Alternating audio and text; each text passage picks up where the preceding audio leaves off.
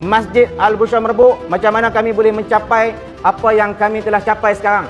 Penjenamaan semula masjid yang mana sebelum ni dinamakan sebagai Masjid Jami' Pekan Merbuk, dan kemudian 2019 mendapat perkenan tuanku untuk dinamakan semula sebagai nama Masjid Al-Bushra Merbuk. Bila kita nak bicara berkaitan dengan ekonomi, yang pertamanya tentang ekonomi masjid itu sendiri, macam mana kita nak cari duit, nak dapatkan dana dan sebagainya. Yang kedua, ekonomi yang kita nak sebut hari ini adalah tentang ekonomi Islam, ekonomi yang kita boleh membantu masyarakat kita sendiri. Minta dekat jawatan kuasa supaya kita boleh robohkan tembok dan juga pagar masjid. Kita nak memberi satu mesej bahawa masjid bukanlah tempat untuk kita tutup. Masjid adalah tempat yang orang boleh masuk 24 jam. Masjid tanpa pagar, masjid tanpa tembok. Kami tak tutup lampu sampai ke pagi. Dan rumah gad bukan berada di depan pintu pagar masjid, tapi rumah gad berada di dalam masjid. Nak beritahu, nak jumpa gad, masuk masjid dulu. Dan alhamdulillah selama 4 tahun kita merobohkan pagar dan tembok masjid.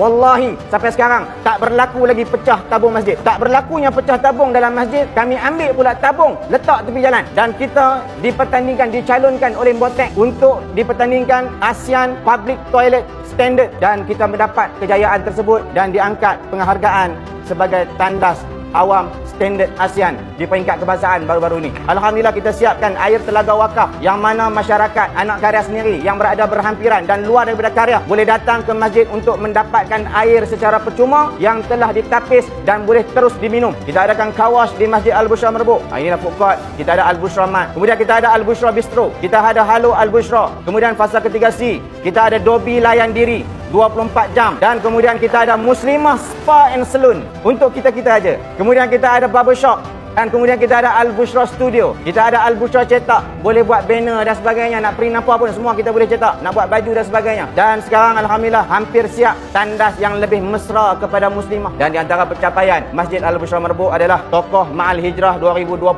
masjid terbaik negeri Kedah kategori luar bandar. Jangan pernah takut menggunakan duit orang infak. Sebab apa orang boleh berinfak, orang boleh bagi? Sebab orang tahu kita dah memanfaatkan duit dia.